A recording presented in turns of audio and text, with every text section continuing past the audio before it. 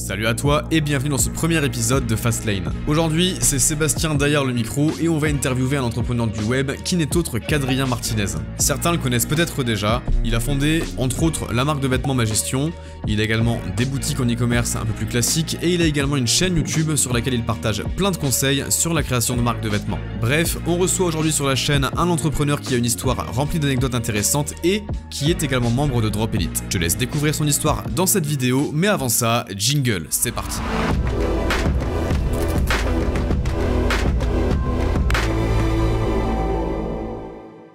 Salut Adrien, comment vas-tu? Salut, bah écoute, ça va très bien et toi? Ça va super, ça va super. Est-ce que tu pourrais du coup te présenter rapidement d'où viens-tu, quel âge tu as, quel est ton parcours scolaire, puis entrepreneurial, etc. Parle-nous un petit peu de toi. Ok, bah écoute, moi je suis dans le sud de la France, j'habite toujours dans le sud de la France actuellement. Yes. J'ai 24 ans et parcours scolaire, j'ai fait un BTS, métier de l'eau, qui a rien à voir clairement avec ce que je fais à l'heure actuelle. Ouais. Et en alternance, voilà, c'était sympa, comme voilà, un truc traditionnel, j'ai envie de dire. Ouais. Et puis, en fait, en étant à côté, en faisant mes études, je me suis lancé un petit peu sur des trucs comme ça, sur des business à côté, en tombant sur une publicité de Oberlo à l'époque. Et c'est Ok. depuis ce moment-là que je suis un petit peu là-dedans, tu vois. Donc, ça fait 2-3 ans facile que je suis dans le drop. Ça, c'est Et original ça parce que souvent c'est les gens disent toujours qu'ils sont tombés sur Léo Guillot ou ce genre de c'est formateur. clair. Toi, t'es tombé sur une pub Oberlo quoi, carrément. Vraiment, ouais, je connaissais pas du tout les formateurs, je savais même pas que ça existait. Je tombais que sur Oberlo, j'ai cherché un petit peu, j'ai découvert ce truc-là, je dis c'est incroyable qu'on puisse importer des produits, enfin bon, voilà. Puis Ok. Shopify, etc. en fait, quoi. Et t'avais quel âge à ce moment-là? Du coup, t'étais en études. J'avais 18 ans, ouais. 18 ans, ok. Ouais. Mm. J'avais 18 ans, donc ça fait 6 ans en fait que j'ai découvert ça. Mais bon, après, tu vois, il y a des mois ou même un an ou deux où j'ai rien fait, quoi. J'ai juste découvert ça en fait dès que j'ai eu 18 ans, j'ai découvert ça. Et après, j'ai Carrément. fait mes études, quoi, voilà, tu sais, t'as les diplômes à passer, donc après, j'ai lâché un peu le truc, quoi. Mais Ok. Du coup, comment ça s'est passé? Est-ce que comment dire, est-ce que tu es allé au bout de tes études ou est-ce que tu as monté un business pendant tes études, tu as arrêté? Comment ça s'est passé un petit peu la transition vers l'entrepreneuriat? en fin de compte, tu vois, on va dire que moi, je tiens d'une famille où c'est CDI, tu vois, donc clairement, c'était avant mon diplôme et tous ces petits trucs-là à côté, tu vois, on n'y croit pas trop. Ouais. Donc, j'avais pas dit à mes parents, j'arrête mes études et je vais me lancer là-dedans. Déjà, je connaissais pas grand-chose. Je pensais pas qu'on pouvait en vivre aussi. Et bah, du coup, voilà, j'ai fait mon diplôme, mon BTS, j'ai redoublé, donc je l'ai fait en 3 ans. Euh, voilà, j'étais pas très chaud, tu vois, mais je l'ai fait, je dis, ok, au moins j'ai un diplôme, on sait jamais. Enfin, bon.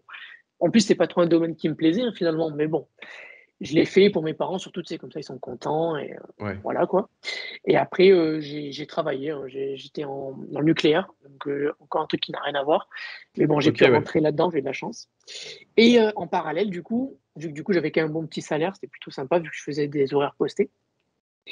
Et bah, je me suis lancé là-dedans. Je me suis dit, bon, j'ai mon diplôme, voilà, super, mes parents sont contents. Maintenant, je vais essayer de faire quelque chose qui me plaît moi. Et en ayant des horaires postés, j'avais donc quand même plus de disponibilité que quelqu'un qui fait 8h, 18h, même si c'est possible également. Bien sûr, Du coup, je ouais. me suis lancé, tu vois, dans les après-midi, les choses comme ça, les week-ends, en fouinant. Et j'ai créé plein de petits sites comme ça en dropshipping au démarrage. Genre, au début, je vendais une petite tente, tu sais, des tentes pour enfants. Après, j'ai vendu du support de téléphone. Voilà, plein de petites bricoles comme ça, quoi. Et Ok. voilà, Donc, voilà, pas folichon, tu vois. Ça faisait donc deux ça trois cents euros à commencer. c'était en quelle année ça? C'était il y a peut-être Deux- 2 ans, 3 ans? ouais, 2019, 2020. Ok. Il y a 2 ans, 2 ans, 2 ans. Donc c'était l'époque où c'était surtout Facebook qui était mis en avant, ou je pense que tu faisais Et Facebook Ads à l'époque. il n'y avait que du Facebook Ads, en fait. Donc, bah, tu sais, t'as peur au début, tu te lances. Donc, je dépensais des petits 5 euros par jour. J'avais peut-être une commande par jour. J'étais refait, évidemment, hein. Je pense que tu connais, tout le monde connaît ce petit Ouais, truc. ouais, ouais, ouais. Les futurs vont connaître la petite notification, tu vois. Donc, j'étais trop content. Et c'est parti là-dedans. Donc, plein de petits sites comme ça en dropshipping, mais tu sais, qui montaient. Je faisais genre 500 euros dans la journée, et bam, ça a rechuté le lendemain. Ouais, c'était Et pas, après c'était pas aussi, très stable, quoi. pas stable. Et j'avais tout le temps des problèmes. C'est-à-dire que je bannis pas Facebook parce que j'utilise encore Facebook maintenant, hein, mais Ouais. je me faisais souvent, tu sais, censurer, des choses comme ça, où ça allait jamais, tu sais, par rapport aux règles. Pourtant, je faisais des choses vraiment propres, et je sais pas pourquoi, mais ça me mettait des bâtons dans les roues énormes. Et est-ce que Et du coup, est-ce que à ce moment-là, tu te voyais arrêter ton travail pour passer à plein temps sur du drop avec Facebook, etc. Ou est-ce que tu faisais ça plutôt en bonus? Comment ça se passait à ce moment-là? full bonus, clairement. j'arrivais pas en fait à dépasser, tu sais, ce seuil symbolique des 1 000 € par jour, des choses comme ça. J'ai toujours Mhm. bloqué à mes petits 300, mes 2-3 commandes par-ci. Donc c'était plus du beurre dans les épinards qu'autre chose. Donc je me voyais pas du tout arrêter. Ah non, non, non. Du tout, du tout. Donc je suis resté là dans ce principe-là, quoi.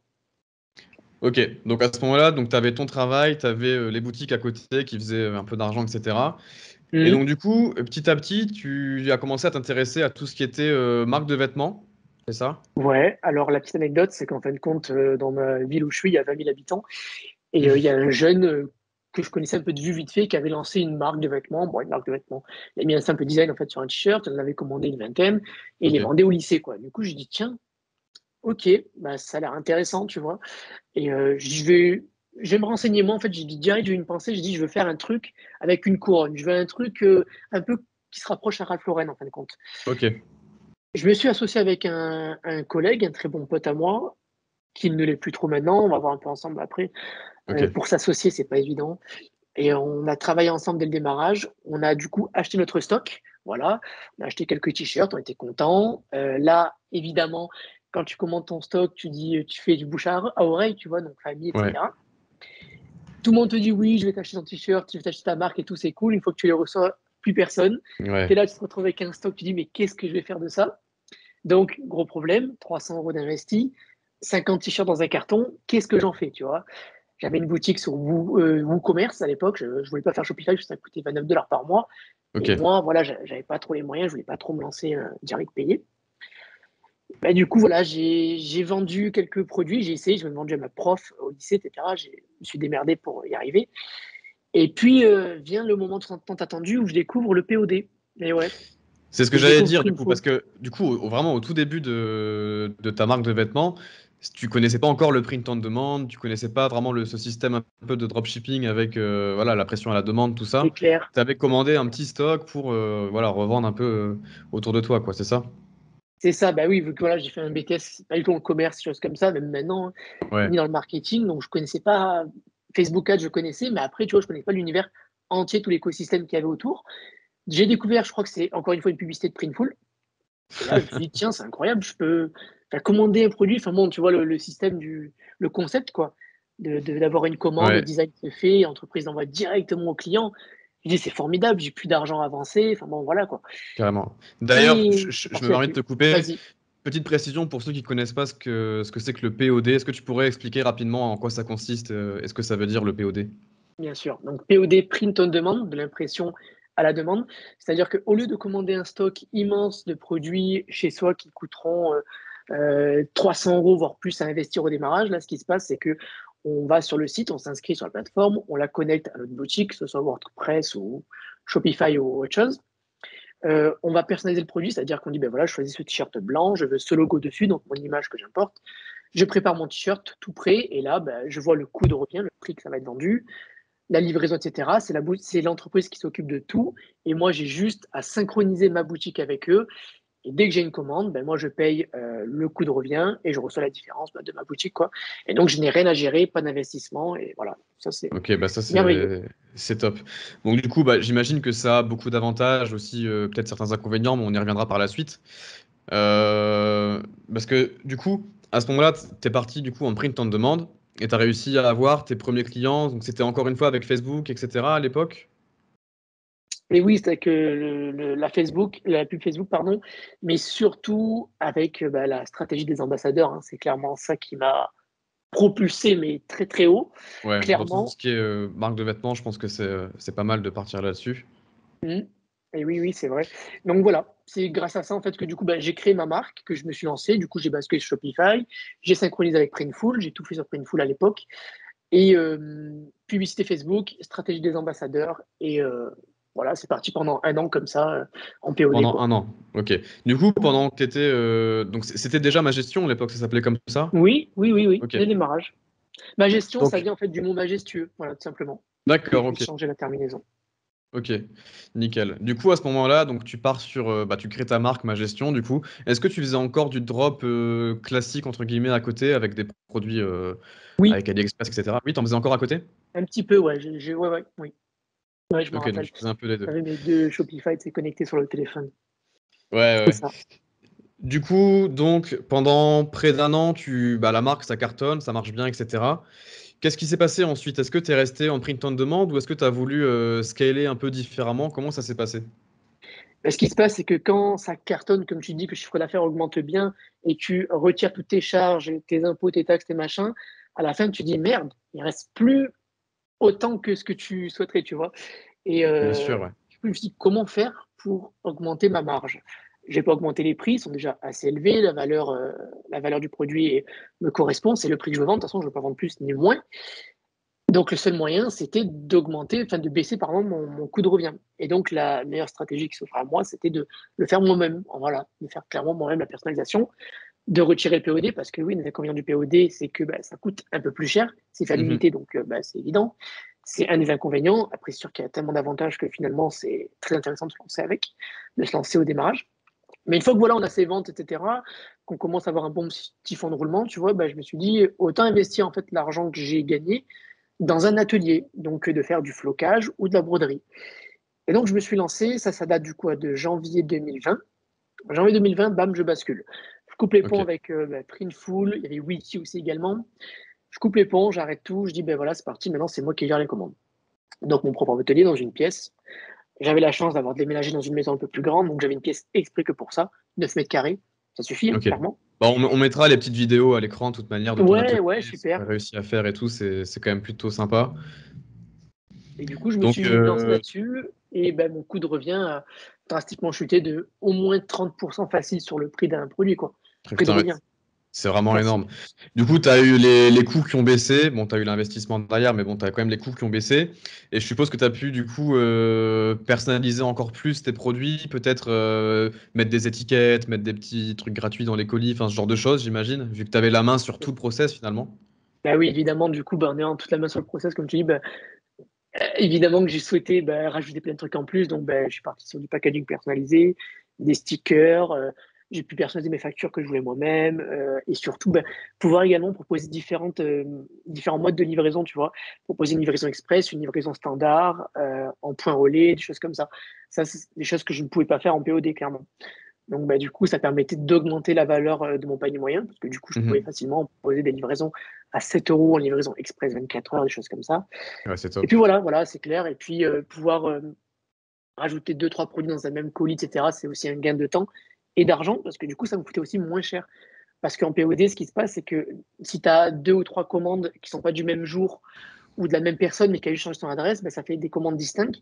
Et nous, ça, on le remarquait. Parce qu'en fait, moi, ce que j'avais, c'est que j'avais aussi un système de Ricard, tu sais. Au Ouais. checkout, à la fin, il y avait une réduction qui était proposée, donc ils pouvaient recommander juste après. Donc j'avais très souvent une deuxième commande qui se passait dans les secondes après. Et donc ça me permettait de hop, les regrouper en une seule commande et donc un seul colis. Donc voilà, ça c'était vachement intéressant aussi, tu vois, Ouais, de ce ça c'est côté-là. vraiment top. Ok, ok. Donc du coup, tu étais passé sur tout faire à la main chez toi, etc. Tu avais la main sur tout. Euh, la marque continue à croître comme il faut, etc. Et qu'est-ce qui se passait finalement dans ton quotidien? Est-ce que tu devais tout gérer toi-même? Est-ce que tu as délégué? Comment ça s'est passé à partir de ce moment-là? Du coup, voilà, on arrive à un moment, c'était mars-avril 2020 déjà. Ce qui s'est D'accord, passé, c'est donc qu'il y avait c'était le confinement l'année l'année dernière. Ouais, c'est dernière. ça. Ouais. Voilà. Il y avait le confinement en France et ça avait explosé mes ventes, mais complètement, c'était un truc de ouf. On traitait plus de 100 commandes par jour. Quand je dis on, c'est ma copine et moi. Du coup, on était tous Ok. les deux à gérer ça. Obligé, en logistique très compliqué. Donc, faire du flocage, la broderie, etc., des vêtements. 100 à 120 commandes à la journée. On se levait à 5 heures du matin. On se couchait à minuit, une heure facile. En fait, on se couchait quand on pouvait. Donc, c'était vraiment très, très compliqué à gérer, surtout quand il y a beaucoup de commandes. C'est un système intéressant quand il y a 20, 30 commandes max. Allez, on va dire que c'est pas mal déjà par jour. Ça rapporte bien, ça marche bien, on peut gérer tout de A à Z, c'est super. Mais Mhm. ça demande beaucoup de temps, beaucoup de main-d'œuvre et de la logistique, et ça prend pas mal de temps. Donc voilà, ça c'est assez compliqué là-dessus. J'ai pu Ok. déléguer uniquement les emails. Voilà, la seule chose que je déléguais, c'était le SAV des emails, parce que c'est monstre aussi, hein. C'était abusé de ce qu'on recevait comme mail. Ouais. Et donc voilà comment ça s'est passé, très compliqué. J'ai pu faire ça du coup de janvier à jusqu'à là, juin 2021, donc un an et demi. Pendant un an et D'accord. demi, en fait, c'était avec mon atelier. directement. On gérait tous les deux, donc le stock, l'arrivée des goodies, etc. Et puis, voilà, est arrivé un moment où je me suis remis un peu en question, tu vois, je me suis dit, OK, c'est super, j'ai comblé ce problème de la rentabilité, mais maintenant, c'est clairement pas trop ce que je voulais parce que, tu sais, quand tu vas être entrepreneur, tu veux être libre, enfin, tu C'est veux, voilà, il ça, y a ouais, plein de ouais. choses comme ça qui remontent. Non, non, Et mais ben, en c'est fin de compte, je me suis important. créé ma propre prison J'ai l'impression que ouais, tu t'es senti peut-être un peu esclave finalement de ton business, comme si tu étais complet. revenu un peu dans le salariat. Enfin, j'abuse un peu, mais Et je vois un peu le genre de sentiment que tu as pu avoir. Du coup, bah, qu'est-ce qui s'est passé? Du coup, c'était assez récemment. Qu'est-ce qui s'est passé pour ma gestion au niveau de la gestion? de la logistique, bah écoute, du coup, j'ai une connaissance et du coup, on crée des contacts, on se fait notre petit réseau, etc. Et il y a une personne en fait qui s'occupe uniquement des étiquettes personnalisées, des choses comme ça pour les textiles, qui a dit, écoute, moi, je peux te reprendre tout ce que tu fais, c'est-à-dire que tu m'amènes tout ton stock, ton textile, tous les packaging personnalisés, les cartons, les stickers, tout ça. Il m'a dit, je reprends tout et je fais tout moi-même, en fait, la logistique. Du coup, je me suis dit, ok, super, on a évidemment fait un contrat ensemble, on a vu les modalités, les tarifs, etc., de ce qu'on pouvait faire. Mhm. Ça reste toujours plus avantageux pour moi que du POD. C'est géré par une personne de confiance que je connais. Et bah, du coup, bah, je me suis dit, let's go. Donc maintenant, dorénavant, à l'heure où cette vidéo est tournée, tout est géré par lui depuis Paris, Aubervilliers pour être plus précis. Et c'est lui qui gère en fin de compte l'expédition des commandes, etc. Et donc voilà, c'est vachement intéressant. Moi, je pense que pour les personnes qui arrivent à un stade où il y a trop de commandes ou qui ne veulent plus gérer la logistique, essayez de trouver un ami, une connaissance ou quelqu'un auquel cas vous pouvez déléguer en fin de compte. Et ça peut être en tout cas très intéressant. Mais voilà, du coup, voilà comment ça s'est passé. Ça a Ok, bah c'est top. basculé. Je gère tout ça, quoi. Voilà. Du coup, tu t'es libéré un peu de temps, etc. Et au final, on arrive à peu près novembre 2021, et c'est à peu près la période où tu as commencé à... Enfin, où tu as rejoint Drop Elite, tout simplement, si je me trompe Oui, pas. Ok. novembre. Donc, bah, du coup, est-ce que tu peux nous expliquer un peu ce choix? Pourquoi avoir rejoint Drop Elite pour repartir un peu sur des boutiques en dropshipping à cash flow, j'ai envie de dire, parce que c'est un peu moins de travail, etc., qu'une marque de vêtements, j'imagine. Est-ce que tu peux nous expliquer un peu pourquoi avoir Ouais. rejoint Drop Elite? Bah, déjà, ce qu'il faut savoir, c'est que je vais t'avouer un truc, moi, en termes de marque de vêtements, je suis pas le meilleur. C'est-à-dire que moi, je suis pas trop à fond dans la mode et tout. Quand j'ai créé ma marque de vêtements, c'était plus déjà de base pour concurrencer le collègue là, qui était dans ma ville. Et je me suis lancé là-dessus. Après, c'est parti, tu vois, ça a très bien marché. Donc, j'ai continué là-dessus sur une nouvelle collection, de nouveaux produits. Ça demande énormément de temps et des fois, j'ai des trous, c'est-à-dire que je ne sais pas qu'est-ce que je vais pouvoir lancer comme nouvelle collection, des choses comme ça. Et ça, c'est un Mhm. gros problème. Du coup, la boutique tourne toujours en passif. Il n'y a plus de publicité, il n'y a plus rien, c'est que du SEO. Enfin, du SEO, du bouche à oreille, surtout du Instagram. Ouais. Et j'ai rejoint, oui, Drop Edit début novembre, ouais, début novembre, clairement. Et Ok, donc c'est assez récent, hein. C'est cool. c'est très récent, puisque là, Tu on vas nous est parler un petit début peu juste décembre. après des résultats que tu as eus, mais pour dire vraiment, c'était il y a quoi? Il y a peut-être 2 mois, un mois et demi? Ouais, c'est ça. Ben, au préalable, en fait, du coup, j'avais déjà créé une boutique sur Shopify. Vu que je connaissais Shopify, je suis déjà ça. Donc, j'avais créé une boutique le 26 août. Voilà, 26 août, j'ai lancé. J'ai pris un petit mois chaque jour, 2, 3 heures pour rajouter des produits, créer ma boutique en fin de compte. Mais voilà, tu sais, j'ai créé ma boutique, je me suis lancé, je me suis dit, tiens, je vais faire ça dans mon passe-temps en fin de compte. Ok. Pour voilà, un passe-temps, parce que ça me plaisait bien l'univers, enfin la niche que j'ai faite. Et puis, voilà, j'ai laissé, tu vois, je payais mes 29 $ par mois. Il n'y a rien qui se passait, donc j'ai dit, peut-être faire quelque chose de cette boutique. C'est bien sympa de faire du passe-temps, mais j'aimerais bien qu'elle me rapporte un peu, quoi, qu'elle fasse quelque chose d'intéressant. Puis du coup, début novembre, ouais, rejoint Drop Elite. Et là, ben, j'ai regardé l'ensemble tout complet. Tu vois, j'ai tout regardé direct en une Ok. journée, en une petite journée, clairement, j'ai tout regardé. Et puis, ben, je passe à l'action, c'est tout. Je veux dire, la formation, si tu la regardes, ça sert à rien. Et ben, j'ai tout remodifié. Il y a plein d'erreurs que j'avais fait, évidemment, hein. Je m'y Ok. connaissais pas du tout en SEO. J'ai refait à peu près toute ma boutique, donc bah, tu sais, toutes les optimisations qu'il faut faire. C'est ça, ouais. T'as Et vraiment restructuré. En fait, quand t'as rejoint Dropelite, t'avais une boutique qui vendait pas, mais qui était là. Il y ouais. avait déjà l'idée de niche, etc. Et en fait, c'est ça. T'as tout restructuré en SEO. Et après, t'es parti du coup sur Google Ads, c'est ça?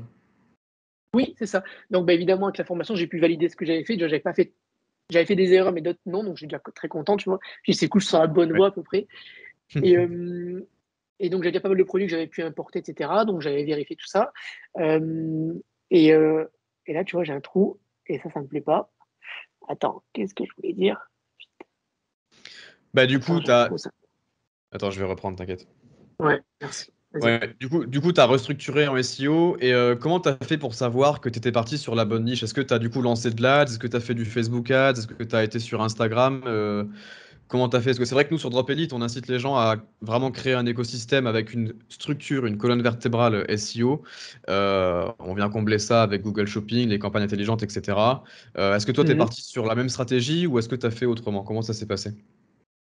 Bah déjà, ouais, voilà, fallait savoir que la boutique avait zéro vente, c'est-à-dire que depuis le 26 août jusqu'à début novembre, pardon, ça a fait 2 mois, ouais, 2 mois et quelques. 2 mois, il y avait 0 euros, vraiment 0 euros, il n'y avait rien, il n'y avait pas de Ok. visiteurs, rien. Donc, tu n'étais même pas sûr que la niche soit intéressante finalement. Non, je me suis tellement remis en question en plus, laisse tomber. Tous les jours, je me dis, mais autant, je travaille des heures pour rien. Donc, c'était assez compliqué, tu vois, pour le moral, c'est pas évident. Et évidemment, du coup, et dans la formation, tout est expliqué pour dire, ben voilà, comment être sûr que la niche va fonctionner. Il y a des Mhm. astuces avec Google Ads également pour tester, faire du testing.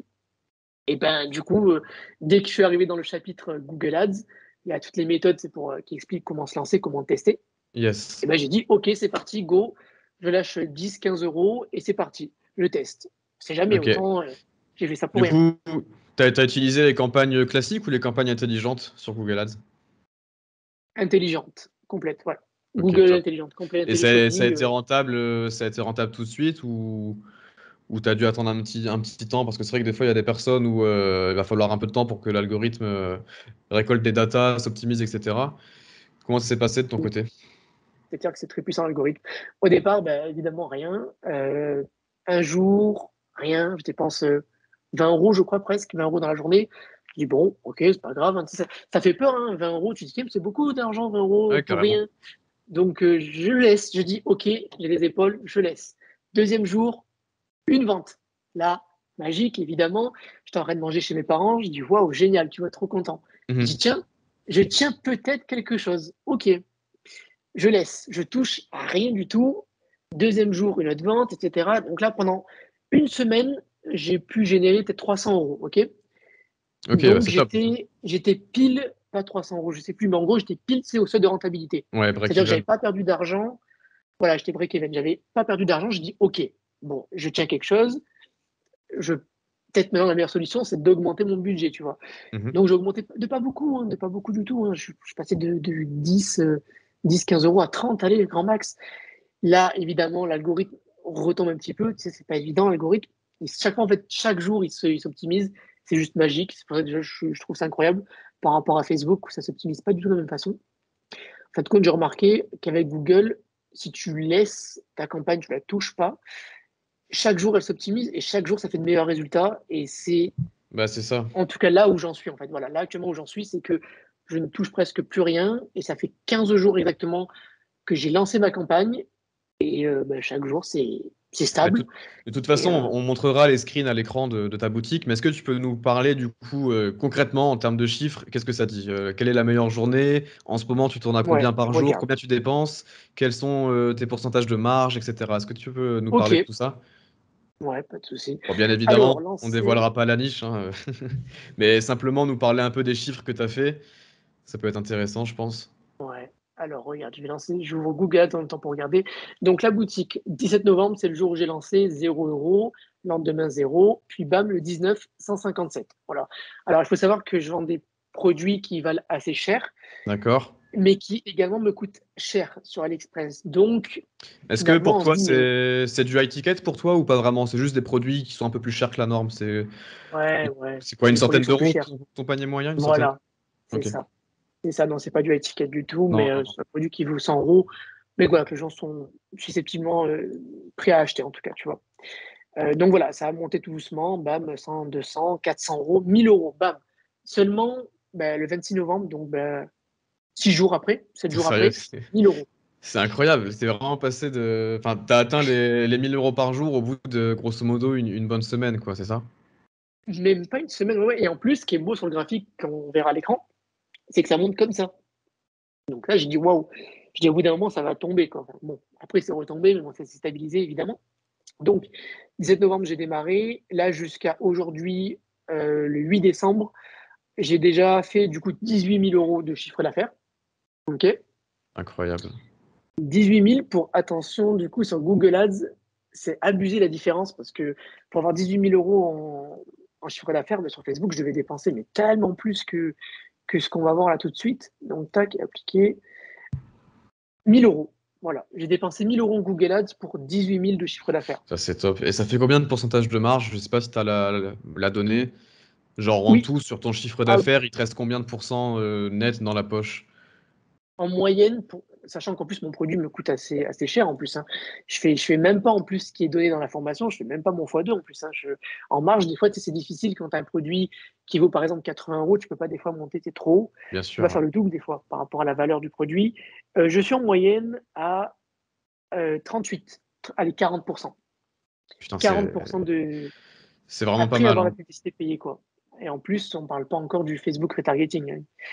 Ouais, Donc c'est là, la on est question que j'allais vraiment. justement te poser juste après. Oui, Pour que les gens comprennent bien du coup comment ça a pu être possible, quelle source de trafic tu as mis en place? Est-ce que c'est du SEO? Est-ce que c'est du Facebook? Enfin là, les gens savent que c'est pas Facebook, c'est Google, mais voilà, est-ce que tu peux nous expliquer un peu toutes les sources de trafic que tu as actuellement et ce que tu comptes ouais, faire par la suite du coup?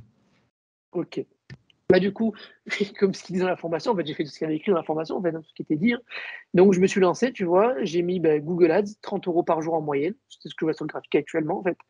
30 euros par jour de Google Ads en campagne intelligente, avec également du search, enfin, tout ce qui est indiqué. Et en Ok. parallèle, j'ai lancé 7 jours après avoir lancé mes campagnes Google Ads, du retargeting. Donc, avoir un petit peu des données, des visiteurs, voilà. Je suis lancé 7 jours après Ouais. avec du Facebook Ads, 5 euros par jour, uniquement les personnes qui sont allées sur mon site avec voilà, un petit code promo pour les forcer cette fois-ci à acheter. Quoi. Ok, Donc voilà nickel. comment ça. Est-ce que tu as déjà mis en place tout ce qui est emailing, le blog, etc.? Pas encore. Oui, c'est fait. Le blog, oui. En fait, le blog, j'avais déjà travaillé en fait avant de faire la formation. J'ai Ok, dû donc tu avais du coup les déjà quelques refaire. petites bases. Ouais. Ouais, du coup, j'avais mon blog, tu vois, c'était un blog de débutant, quoi. Donc, j'ai dû un peu tout refaire par rapport à la formation. Ça allait pas du tout, c'était n'importe quoi. Et donc, j'ai fait du blog et email également, tout ce qui est donné l'information, donc l'email marketing également, pour récupérer les paniers abandonnés, des choses comme ça. Ouais. Et récupérer aussi des emails par rapport au SEO, des choses comme ça, quoi. Ok, bah, sachant que de toute manière, tout ce qui est email marketing, ça devient vraiment intéressant au bout de, je pense, enfin moi en tout cas personnellement, c'est 3 à 6 mois parce que c'est comme le SEO, tu vois, faut vraiment que la boule de neige se mette en place, faut que les emails commencent à arriver dans Klaviyo. C'est sûr qu'au Mm. début, tu peux pas faire des milliers d'euros avec le SEO tout de suite, ni avec l'email marketing. Mais tout ça, ça va arriver par la suite, j'imagine, si tu développes bien ta boutique. Du coup, j'ai encore une question. Quels sont bah, les avantages pour toi des campagnes intelligentes avec Google Ads?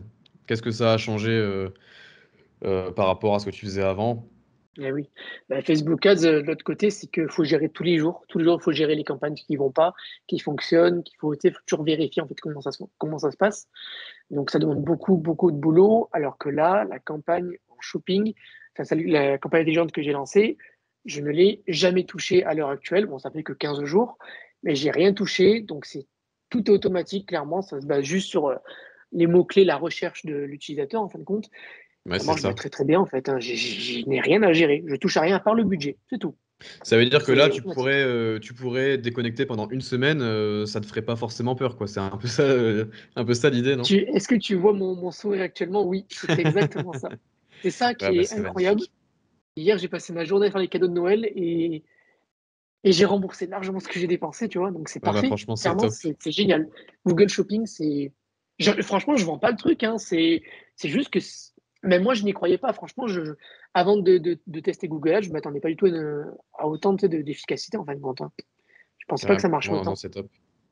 Et du Franchement. coup, qu'est-ce qui est différent dans la boutique que tu as là, qui tourne là, avec les boutiques de drop que tu faisais sur Facebook Ads il y a 3 ans en arrière?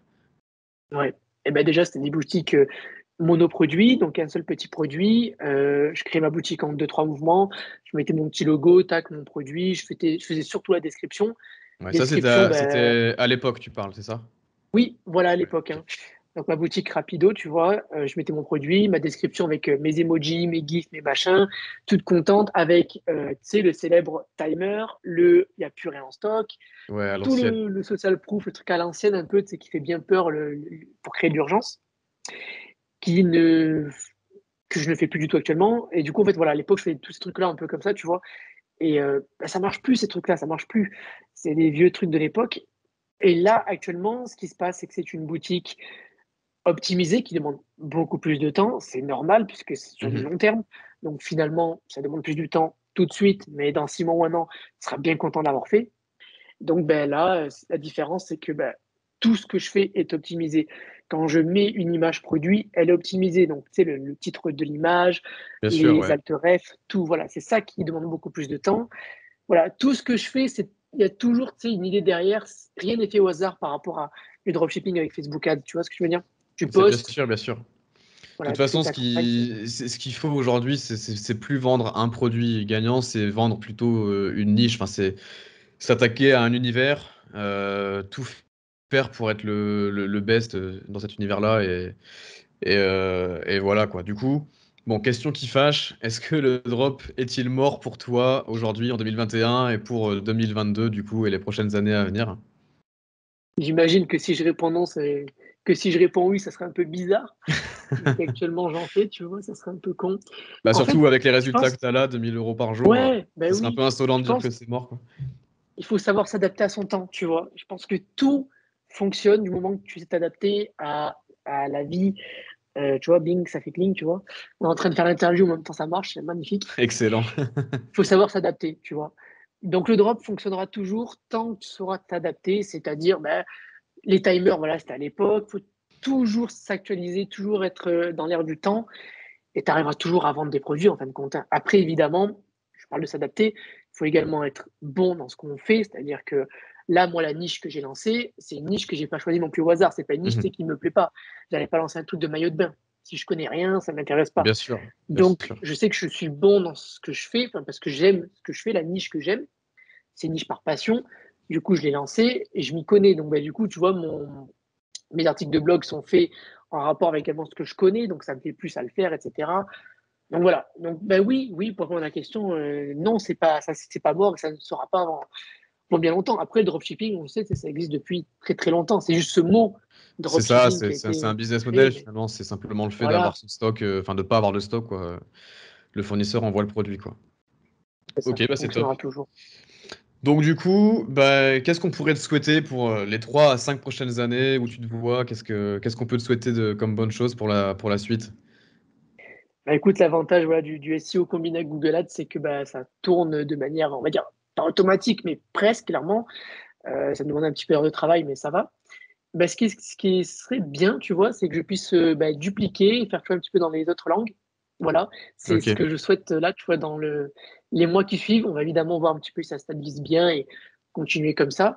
Et puis, dans les mois qui viennent, c'est sûr, c'est d'autres pays, tu vois, conquérir d'autres pays ok, en traduisant mon site. Et une fois que c'est fait, que je gère le process bien correctement, que je serai un expert, bah là, je changerai, je choisirai notre niche, etc. Jusqu'à avoir voilà, quelques boutiques, tu vois, 3-4 boutiques qui tournent. Et voilà, ok, bah c'est voilà je top. pense que c'est ce Bah qui c'est serait le top. mieux, non? On n'en a pas parlé également, mais tu as également du coup ta chaîne YouTube sur laquelle tu parles de tout ce qui est marque de vêtements, donc par rapport à ma gestion, comment tu as fait pour passer de POD à, bah, à faire comment dirais-je, ton stock chez La toi gestion avec de ouais. les machines, etc., etc. Donc ça, j'imagine que ce serait, enfin, tu es en train de pousser un peu tout ça également. Et oui, du coup, c'est cool. C'est ça l'avantage en fait de gérer la boutique en SEO et en même temps avec du Google, c'est que bah, ça tourne quand même de manière assez automatique. Et donc, je peux toujours également travailler sur ma chaîne et voilà quoi. Ok, bah c'est top. Bah écoute, on va s'arrêter là. Je mettrai tous les liens vers tes réseaux, vers ta chaîne YouTube, etc. dans la description. N'hésitez pas à aller suivre en Merci masse beaucoup. Adrien. Et bah écoute, quant à nous, bah, on se dit à la prochaine. C'est la fin de ce premier épisode de Fastlane. Comme tu l'as vu, c'est un nouveau format sur la chaîne et j'espère que ça t'a plu. N'hésite pas à donner ton avis dans les commentaires et à nous suggérer les entrepreneurs que nous pourrions recevoir dans un prochain épisode. Tu retrouveras dans la description la chaîne YouTube d'Adrien, mais également le lien vers sa marque de vêtements Ma Gestion. N'hésite pas à lui envoyer un message si tu as des questions par rapport à la création de marque, il se fera un plaisir de te répondre. Et pour terminer, tu pourras également retrouver dans la description de la vidéo un lien pour rejoindre Drop Elite avec une offre exceptionnelle de moins 50%. Tout le monde n'y aura pas accès, c'est réservé aux 100 premiers membres, alors ne perds pas de temps. Quant à nous, nous te disons à la prochaine.